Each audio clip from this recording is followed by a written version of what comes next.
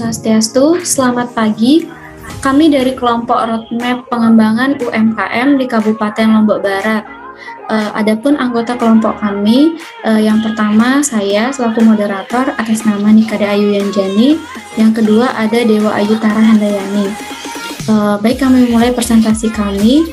Untuk mengefisien waktu, saya persilahkan kepada Dewa Ayu Tara untuk mempresentasikan roadmap-nya. Baik, saya akan menjelaskan materi saya. Strategi pengembangan usaha beras di Kabupaten Lombok Barat.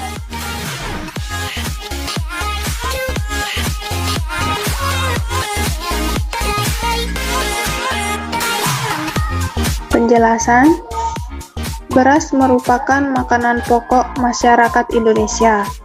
Komoditas ini dikatakan komoditas yang strategis karena dapat mempengaruhi seluruh kebijakan dalam suatu negara yang pangan pokoknya adalah beras. Beras tidak hanya menjadi komoditas pangan, namun juga merupakan komoditas ekonomi, sosial, politik, dan budaya di Indonesia. Indonesia pernah menjadi negara penghasil beras terbesar di dunia dan mampu menjadi negara swasembada beras. Regulasi terkait beras telah banyak mengalami perubahan karena kebijakan tentang beras selalu menyangkut harkat hidup seluruh masyarakat Indonesia. Beras juga merupakan ukuran ketahanan pangan suatu bangsa. Oleh karena itu, beras menjadi komoditas yang penting untuk diteliti dan terus diupayakan guna mencukupi kebutuhannya dengan produksi dalam negeri.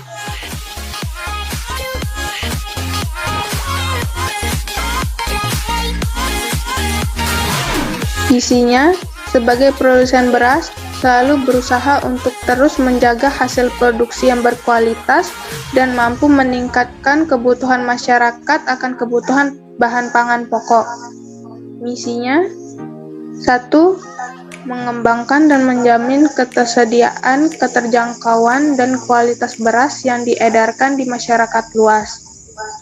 2. Menciptakan standar produk yang sehat, higienis, dan berkualitas tinggi.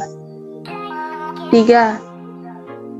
Mengutamakan kepuasan pelanggan melalui produk dan layanan. Analisis SWOT. Strength atau kekuatan. 1. Kualitas produk yang terpercaya. 2. Komunikasi dan pelayanan selalu baik. 3. Mempunyai kerjasama dengan petani pemasok. Kedua, weakness atau kelemahan. 1. Penggunaan teknologi yang masih kurang. 2. Memiliki banyak pesaing. 3. Kurangnya perawatan mesin produk.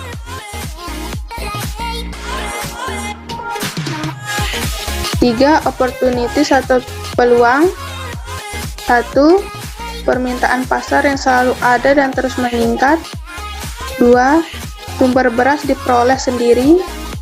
3. Tempat yang strategis. Yang keempat, threats atau ancaman. 1. Adanya kenaikan harga bahan pokok di pasaran. 2.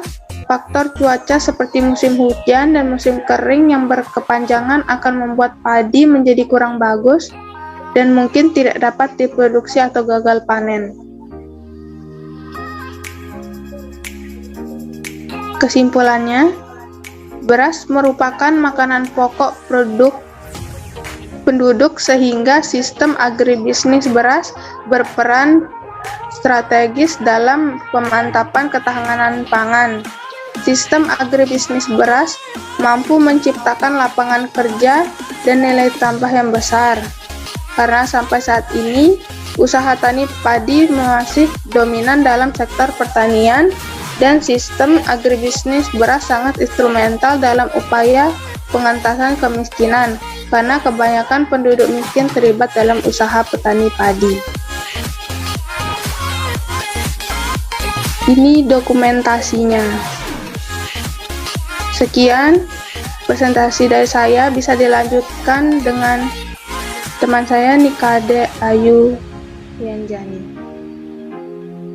Baik, terima kasih kepada Dewa Ayutara. Handayani telah mempresentasikan hasil dari roadmap-nya. Selanjutnya akan dipresentasikan oleh saya sendiri. Baik, di sini saya akan mempresentasikan mengenai roadmap pengembangan usaha industri kerajinan tangan gerabah wilayah Banyumulek, Kabupaten Lombok Barat. Bab 1 pendahuluan, latar belakang, perkembangan usaha mikro kecil menengah atau UMKM memiliki potensi yang besar dalam meningkatkan taraf hidup masyarakat. Hal ini ditunjukkan oleh keberadaan UMKM yang telah mencerminkan wujud nyata kehidupan sosial dan ekonomi sebagai bagian terbesar dari rakyat Indonesia. UMKM ini berperan besar dalam penyediaan lapangan pekerjaan sehingga perlu selalu dibina, diberdayakan, dan difasilitasi sesuai dengan RPJMN tahun 2004 sampai dengan tahun 2009 nomor 209.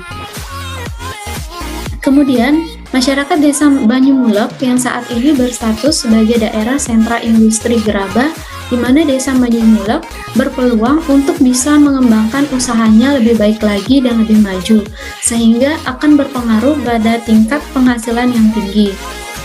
Selanjutnya, rumusan masalah itu ada 3. Yang pertama, bagaimana perkembangan usaha industri kerajinan gerabah oleh masyarakat di Desa Banyumulek, Kecamatan Labu Api, Kabupaten Lombok Barat. Kedua, apa saja faktor-faktor yang mempengaruhi perkembangan usaha industri kerajinan gerabah oleh masyarakat di Desa Banyumulek. Dan ketiga, bagaimana strategi pemberdayaan yang tepat diterapkan untuk meningkatkan kesejahteraan masyarakat pengrajin gerabah. Bab 2, pembahasan. Yang pertama ada visi dan misi. Visinya menyalurkan aspirasi pengusaha dan pengrajin di bidang kerajinan untuk mendorong jiwa kewirausahaan hingga menjadikan para perajin dan produsen sebagai pengusaha profesional, serta mendukung usaha pemerintah untuk menyukseskan program pembangunan ekonomi nasional. Untuk misi ada 3. Yang pertama, membimbing UKM atau usaha kecil menengah kerajinan dalam melaksanakan prosedur ekspor dan meningkatkan promosi dagang melalui pameran dan misi dagang. Kedua, meningkatkan hubungan antar anggota untuk dapat bekerja sama dalam upaya meningkatkan usahanya.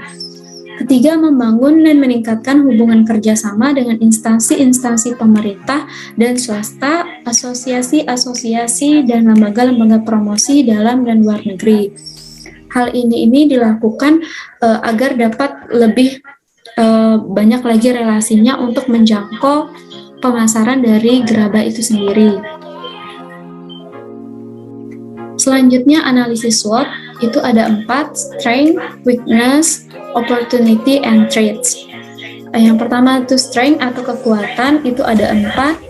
Yang pertama sebagai sentra industri gerabah, kedua tersedianya sumber daya manusia yang terampil dan keterampilan produsen gerabah mudah diamati. Ketiga bahan baku higienis.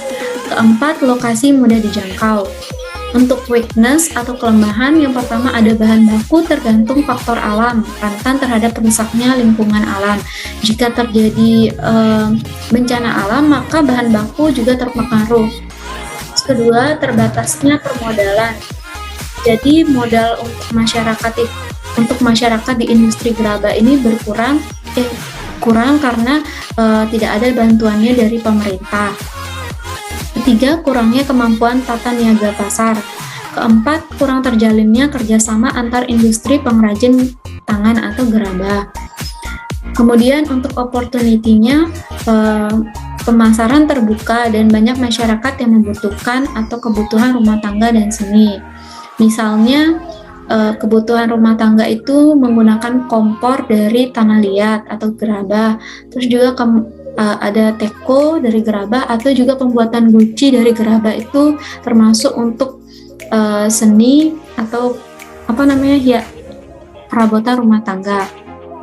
Kemudian untuk threats atau ancaman itu ada 2. Yang pertama ada tumbuhnya pesaing usaha serupa. Kedua, terciptanya peralatan rumah tangga dari bahan plastik dan aluminium.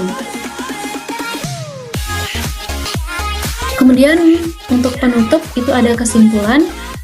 Di sini saya menyimpulkan dua untuk hasil roadmap saya. Yang pertama ada perkembangan industri gerabah di Desa Banyumulek mengalami perkembangan, tetapi perkembangannya belum maksimal dilihat dari peluang untuk meningkatkan penghasilan masih tinggi.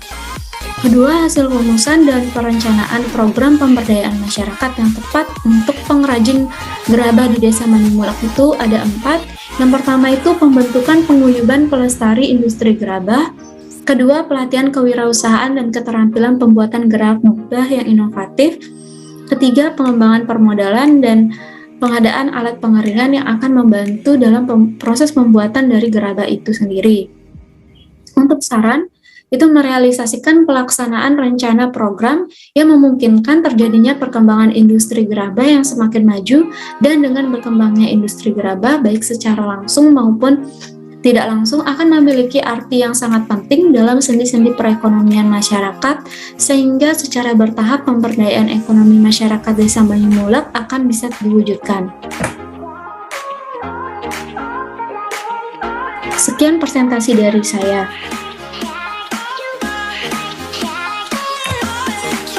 Baik, itulah presentasi dari kelompok kami. Kami akhiri dengan Paramasanti. Om Santi Santi Santi Om. Terima kasih.